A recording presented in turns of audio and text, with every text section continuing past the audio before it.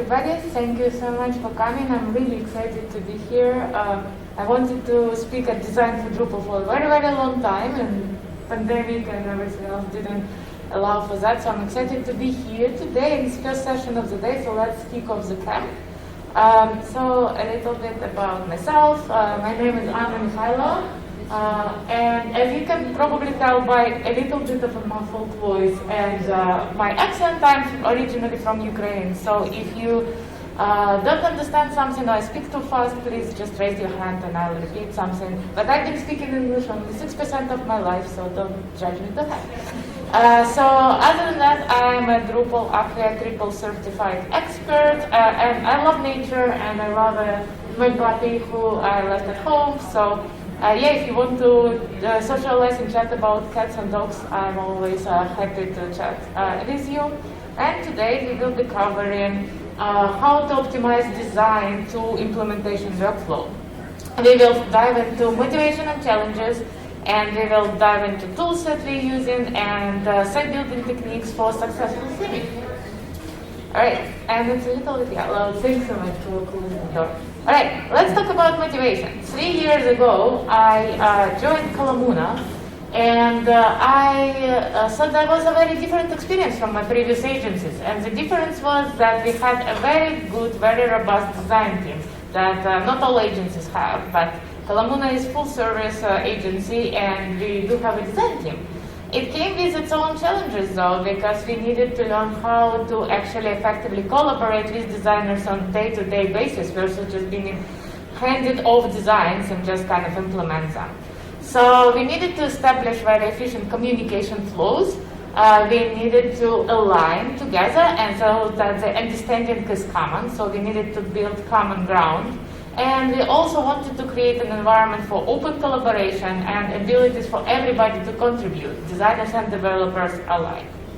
So with this motivation, myself and our director of design started building the workflow and processes that would help us move into a smooth implementation. It came with its own challenges. So probably if you're a designer, how many are designers in the room? None? So, anyway, if you probably did anything like even the code, you know you have some problems in terms of something is not ready, or you have one version and then, you know, you create a file, version 1, version 2, final, revision 25, that is not on your desktop. That creates uncertainty. It's like, is it ready? Is it the final version? Is it what me as a developer should be using to implement things? So we had the same uncertainty as well, so we needed to solve this challenge. It's also hard to get information for your implementation, or we found it hard. You have a static picture, and if you don't have an ability to connect with your designers, you don't know what are the interactive elements in there, what do they expect to happen when people interact with that, what are the user stories and user goals behind certain components. It also found it was very hard for developers to export any assets, because we are not professionals in Figma or, you know, Adobe Suite, and it was very difficult to export images, background pictures, especially with masks and blend modes. So we needed to ease out on that. And we also found some challenges in terms of your design components. In Figma, in our case, we are not translating necessarily clearly into Drupal. So we needed to understand how to make the designs Drupal friendly, or how to convert the components in design into Drupal entities and which ones to choose. So we started working on the processes to help it out.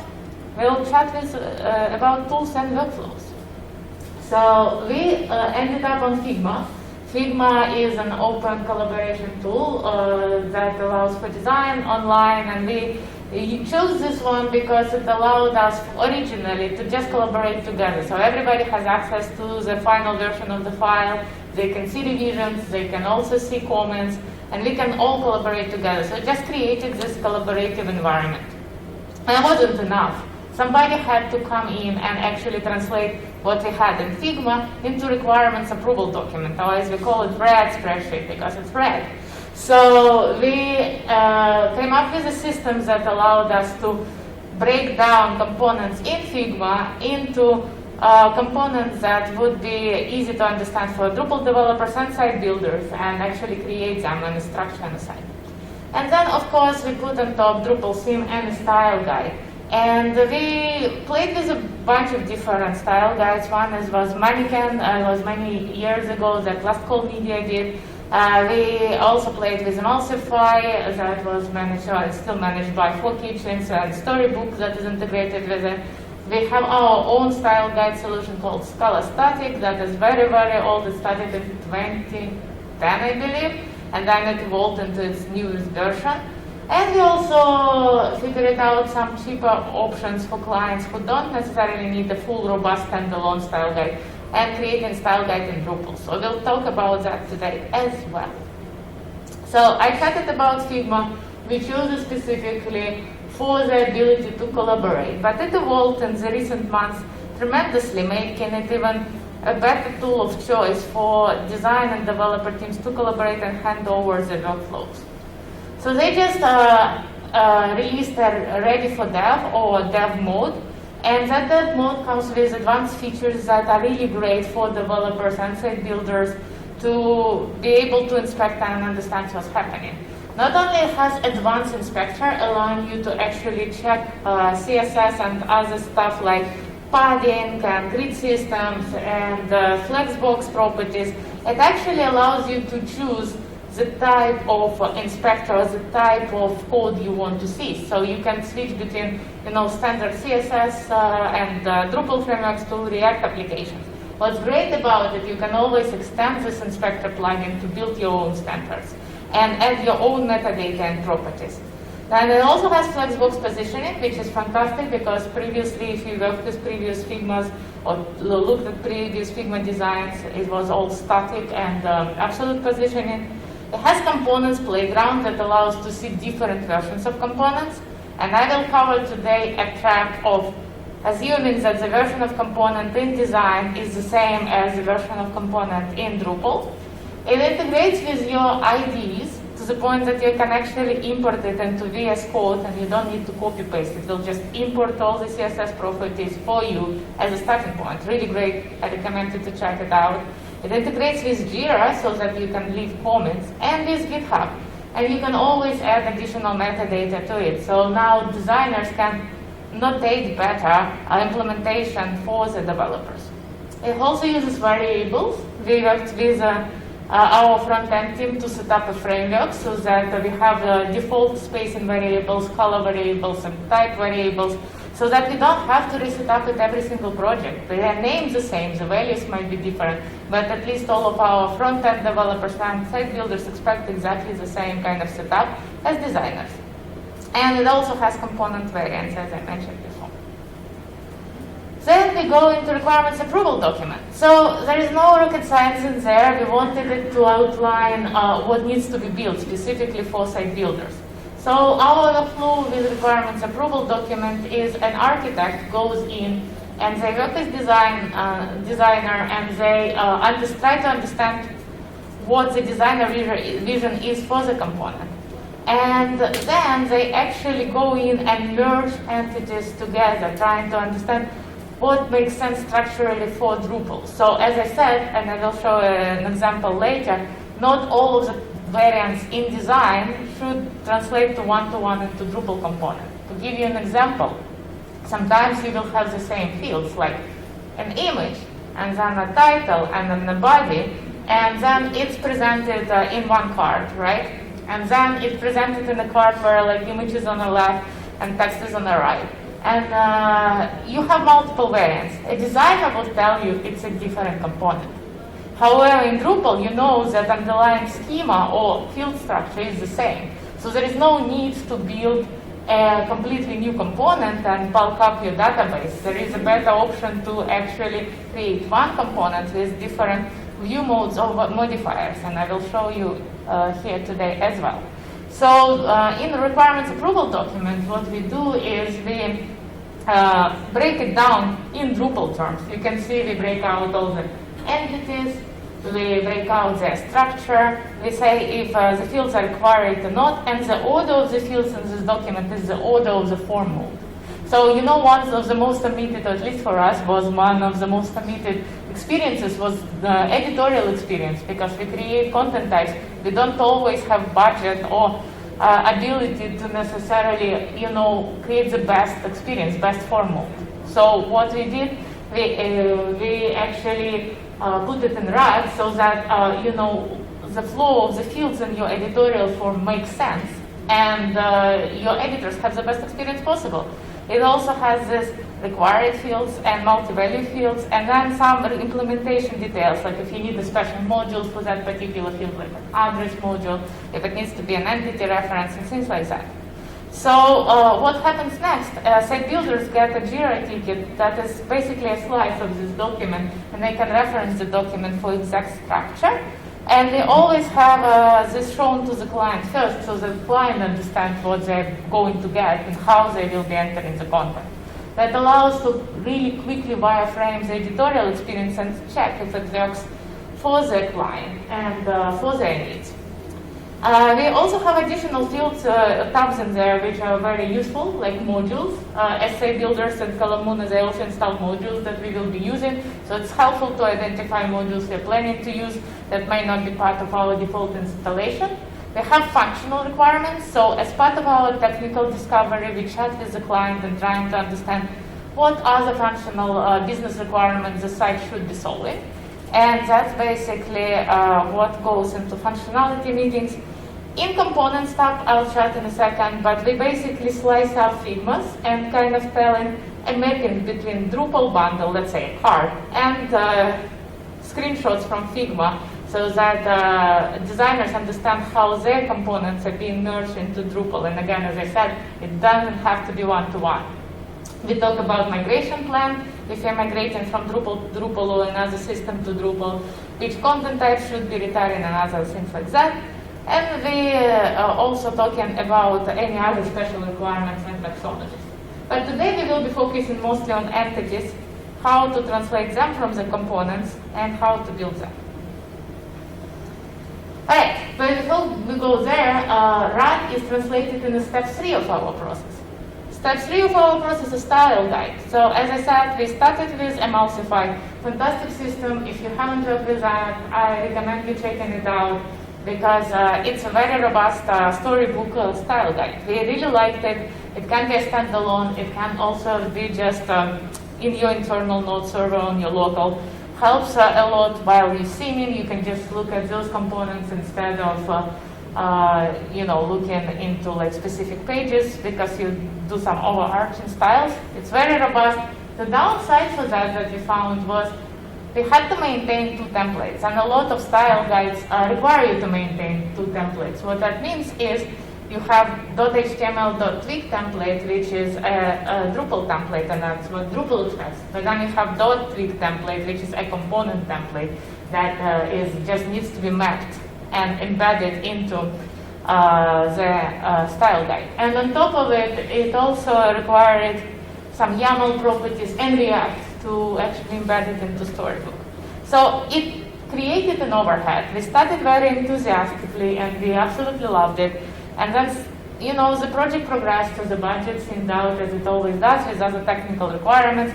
And the style guide, as we noticed, started getting less and less maintained, and finally mostly abandoned. So that one only suited for projects where like the client really is committed in having external style guides that they will be publishing for their other you know, partners online to show their brand guide.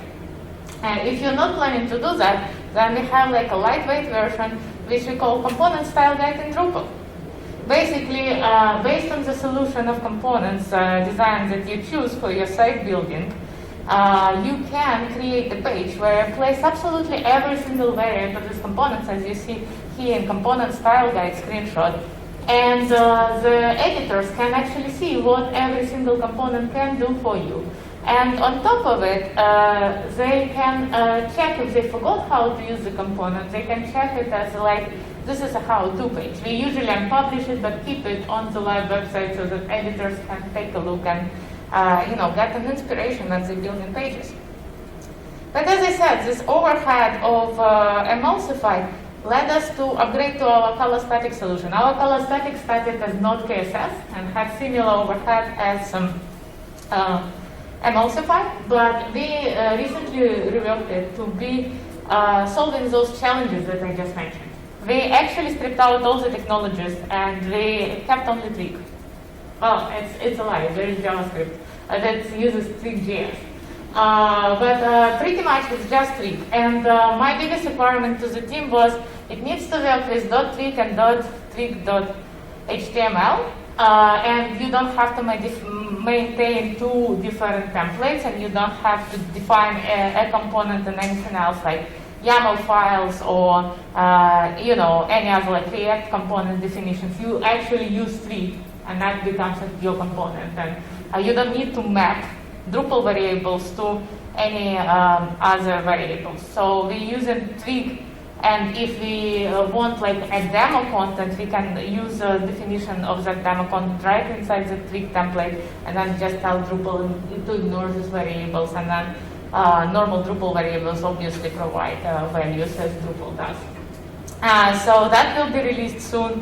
This is a sneak peek. But basically what it created is created a very streamlined workflow. Basically every single template you want in your Drupal theme can become your style guide component with just added variable in Twig.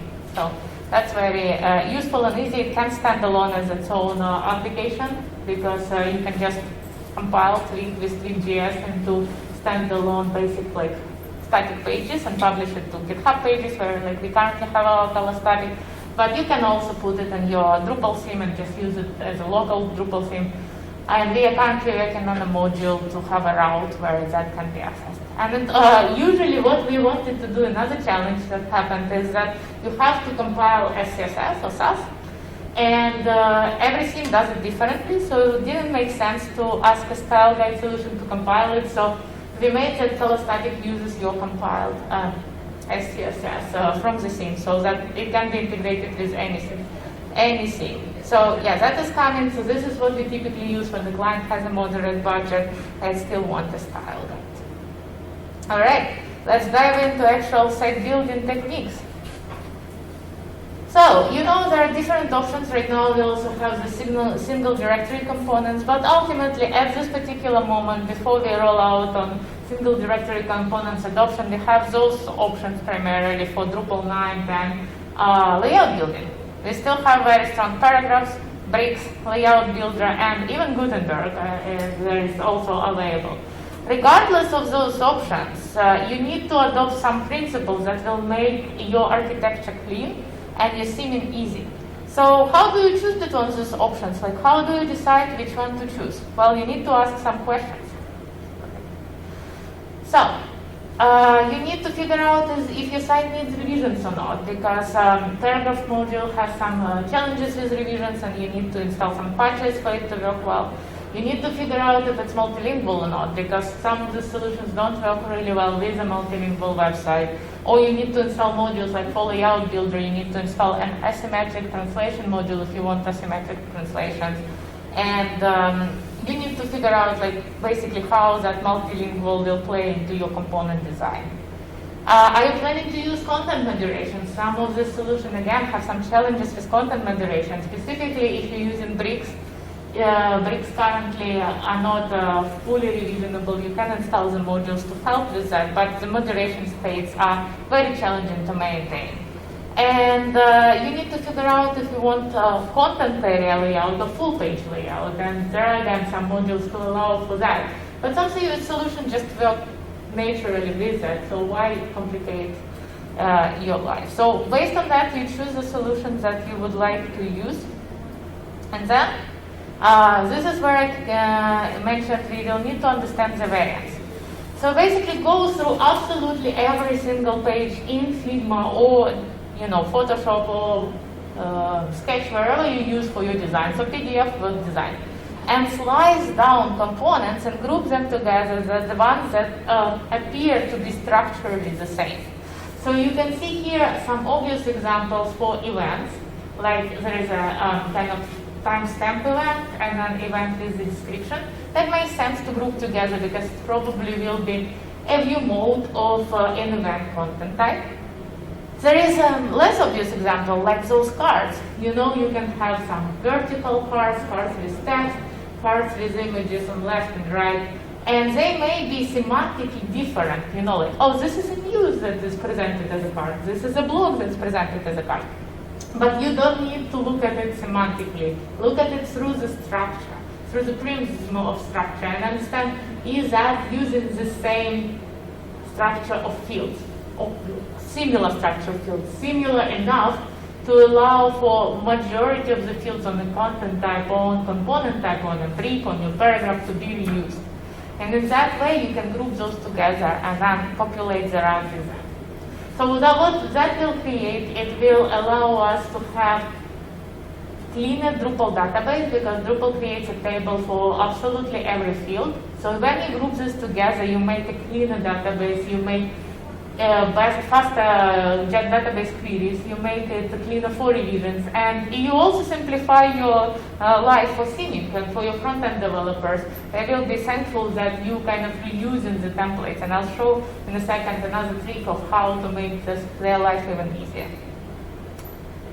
So before you go into building the structure, when you group things out, you can actually start defining things in route. So define entity types. Do you want to use blocks? Do you want to use paragraphs? Do you want to use bricks? Do you want to use content types that are not going to have a page display? That's also possible. Or custom entities. Define all of that. And then based on those variants, I recommend defining view modes. Why view modes? Well, because if you group things in view modes and start operating in view modes instead of fields, then you're reusing the template, the same template of that view mode, and your front-end developer, or yourself if you're a front-end developer, can just style that particular template with these predictable classes. Because if you use fields, like place fields in view, place fields in layout builder, then you can't really predict the classes. The classes are kind of a little bit different depending on where you place things. When you use a view mode, you guarantee the classes, and that basically minimizes the overhead of theming. So even with views, we at Kalamuna moved into a view mode rendering of the entities instead of fields, because templates becomes constant, and you can reuse this view mode throughout the entire site without the need to theme it again. So if you're using view modes, you can then override the templates as you need, and set control modifiers. So I will chat about control modifiers in a second, but basically what it is, it allows your editors who have no developer experience modify the behavior or appearance of a component with some checkboxes. So for instance, one of the examples would be a slider, where you would set amount of slides per page, and then maybe if arrows or dots appears, is it autoplay, a speed, something like that. So define which variations, like functional and interactive variations, your editors would want to have, and set those as control modifiers, either as fields or as CSS classes. So I'll show you a bricks example. So I'm using bricks just because I think it's a fantastic framework. Just a fancy entity reference. You can attach as a brick a content type, I believe a blog, and even paragraph if you want to. But what I like about it is they provided a very good UI of choosing the view mode. So you can see in my particular example, I have all of these different view modes for the card, and the editor can just flip the switch over here and save, and immediately see a preview. And that's very useful when your editors may be not as visual, maybe they just content entry people. They need to know that whatever choice they make, everything will look good. So you set up those view modes and then immediately just works for them. So the modifiers I said, you set them up as fields. Usually we set them as checkboxes. So in my example here, we have some slider options. For instance, we have, do we want to display the title, arrows, numbers of items, loop in the slider, or an autoplay. And then you use your preprocess, and you just pass those variables into your slider JavaScript or into your tweet templates. And in this way, it just allows people to control it without the developer being involved. And you don't need to create 10 different versions of sliders. They can actually set the controls by themselves. So what about layout builder? I don't want to use bricks. That's fine. In Layout Builder, as I said, you can also use view modes. There is a module called CTools blocks and CTools entities that is an extension for CTools, and you can install those and allow you to use view modes as well. You can see in these examples, even when things are set as entity reference, they're actually rendering a different view mode instead of rendering like a linked entity. And then if I have like header region, a card region, I would actually render again a view mode, but maybe not to a connected entity, but a view mode of this same entity. So let me give you an example. In a second. Right now, basically, if you want to load the view mode, you can do it either through Layout Builder that I showed you, but you can also do it programmatically, depending on what type of entity the user selected. You use this little function. It's all it is. Really, you can load any view mode you want based on a particular field or selection from the editor. So where did we use it? We actually use it on Stanford University and Humanities Center. So what they had was a post content type. So they actually came to us from Drupal 7, and they had 5 content types. They had books, journal articles, a transcript, freeform, blog, intervention, and something else. So there were all these content types. And it was like a very polluted database. And all these content types represented, well, an article. It was really an article. The only difference between them was like that books had some more, author information and book cover information, and journal articles would have a journal metadata, but that was it. Like the rest of it was exactly the same, and the layouts were slightly different. So you can see here, an intervention would have an image embedded into a text, and then book chapter would have an image at the top. That was the only difference. So it didn't make sense to create 5 almost identical content types, because that would really create like a very dirty, very slow query database. Instead, we merged it all into one content type called post. And we created a drop-down select that allowed editors to choose which type of a post to render. And then we were using that function that I was just showing you, and based on that selection, we would just render a view mode. So this is a view mode that uses Layout Builder. So you don't only have to use Layout Builder on your default view mode, you can actually set up different view modes that use Layout Builder. And this is pretty much 2 different view modes that are not default. One is called intervention, one is called book chapter. And they both render Layout Builder. And this Layout Builder has a collection of fields, and on top of it, the specific book chapter metadata fields, they are actually rendered as separate mini view modes embedded into Layout Builder. What that allowed us to do is it allowed us to predict exact classes and templates, and now editors can choose which type of the content to render. So that's exactly the same content entered in the backend, but presented one as an intervention, one as book chapter. And all they need to do is flip a select list. And that's it. And our front-end developers didn't have to style it much, because everything again was overridden the first time. So that's great. What else? How else can you make things better or easier? Well, there is very popular right now this like big widescreen designs and spreads, and a lot of people struggle with it with Layout Builder because again it kind of limits itself to this content area. What we decided to do is utilize sections as flexible containers. So your sections in Layout Builder can do so much more than what they do out of the box. If you install Layout Builder Styles module, you can specify different styles for sections, starting from the container width into the background images or background colors. You can see in this example we have like a style that's yellow, and that is selected specifically for this section, and it creates this yellow span for one of our lines. Another great thing is you can set up spacing, so now you can build flexible sections that way as well. Similar idea for modifiers in here.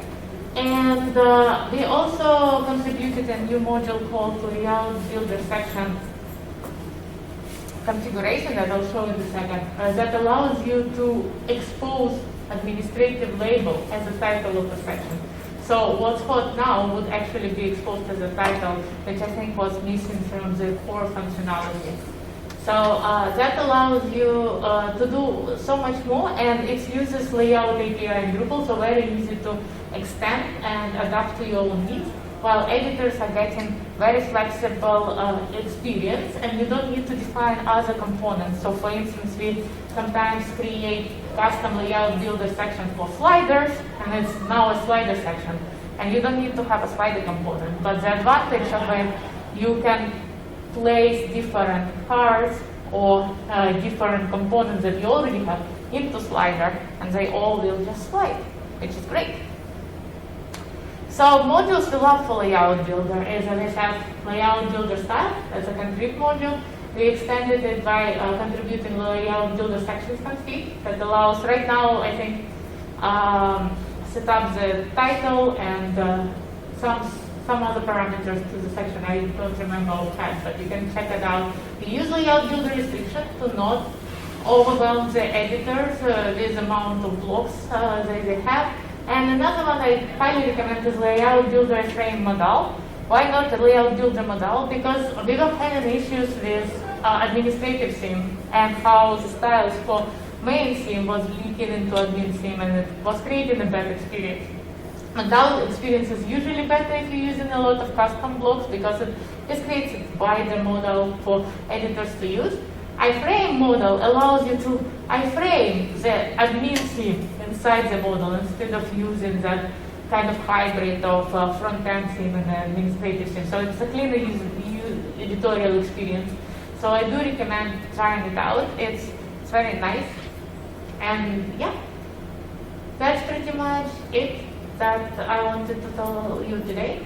If you have any questions, let me know. Let us know. Thanks so much, and let's connect. Any questions? Yeah. When you were talking about Figma and how you could copy the CSS out of it, how do you take that CSS and like put it into your Drupal theme? Are you really just copying and pasting it, or is there something else you're doing for like stats compiling or anything? Right.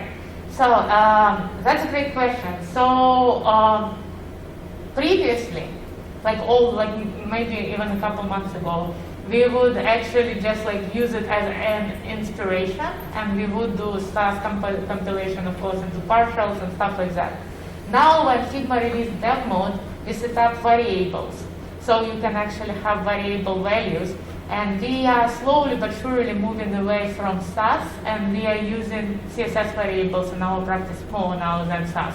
And so basically, these Figma variables are now directly translatable into CSS. So we do still use SAS compilation for our theme, but at least variables are mapped to the framework that is documented for developers and designers, and we don't have to adjust as much. Any other questions? No? Well, I hope it was helpful. If you want a link to the slide, let me know. And thank you so much for coming.